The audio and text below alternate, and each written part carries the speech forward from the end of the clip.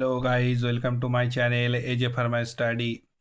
आज हम बात करेंगे डिप्लोमा सेकेंड ईयर बायोकेमिस्ट्री और क्लिनिकल पैथोलॉजी सब्जेक्ट का जो ग्लूकोज मेटाबॉलिज्म का चैप्टर है। तो उसी का एक टॉपिक है ग्लाइकोजेनेसिस पाथवे। तो उसी के बारे में हम बात करेंगे। तो मेरे साथ जुड़े रहे लास्ट तक, और बहुत सारे डिटेल्स हम आपको प्रोवाइड करेंगे जो आपको इन आने वाले एग्ज़ाम, बहुत सारे कॉम्पिटिटिव एग्ज़ाम के लिए भी काम आएगा। यह से बहुत इम्पोर्टेंट क्वेश्चन भी होता है, पूरी एग्ज़ाम में देता है, तो आप लोगों को अच्छी तरह से ये पाते समझना पड़ेगा। तो पहले हम देखेंगे ग्लाइकोजेनेसिस। ग्लाइकोजेनेसिस का मतलब है जो ग्लूकोज है वो एक carbohydrate glucose convert into glycogen, glucose glycogen में कन्वर्ट होता है। तो उस प्रोसेस को हम बोलते हैं क्या, ग्लाइकोजेनेसिस। और ये कहाँ होता है, लीवर और मासल सेल्स। और स्टोरेज कहाँ पर होता है, लीवर और मासल सेल्स में।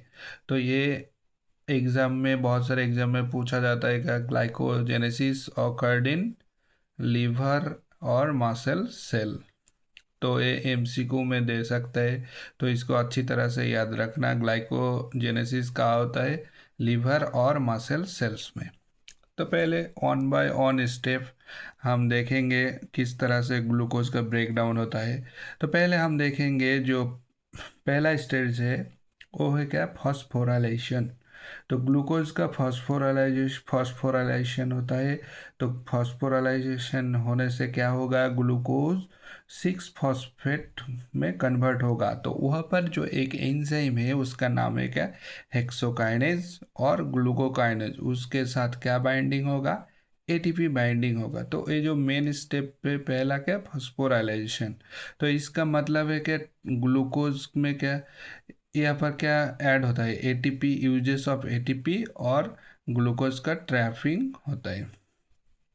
अब हम देखेंगे दूसरा जो स्टेप है, आइसोमराइजेशन। आइसोमराइजेशन माने मतलब क्या होता है, ग्लूकोज 6 फॉस्फेट जो है वो कन्वर्ट होगा किसमें, ग्लूकोज ऑन फॉस्फेट में। तो आइसोमराइज्म रिएक्शन में देखेंगे क्या, सेम स्ट्रक्चर, नो, इसमें सेम स्ट्रक्चर नहीं, इसका जो फॉर्मूला है, केमिकल फॉर्मूला है वो सेम रहेगा, किंतु स्ट्रक्चर कुछ डिफरेंट होगा। यहाँ पर जो ग्लूकोज 6 फॉस्फेट है तो 6 नंबर पोजीशन पर क्या होगा, फॉस्फेट ग्रुप। तो ग्लूकोज का यहाँ पर 1 पोजीशन में फॉस्फेट ग्रुप होगा। तो इसका जो केमिकल का स्ट्रक्चर का अरेंजमेंट होगा वो डिफरेंट होगा। तो उसको हम कहते हैं कि आइसोमराइजेशन रिएक्शन। तो उसका जो एक एंजाइम है उसका नाम है फॉस्फोग्लूकोम्यूटेज, और ये रिवर्सिबल आइसोमरिज्म रिएक्शन है।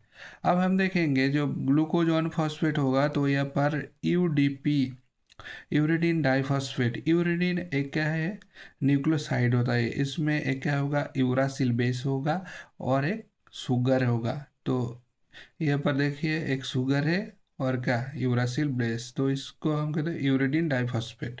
तो ये बाइंड होगा, फिर एक्टिवेशन होगा क्या, यूडीपी ग्लूकोज।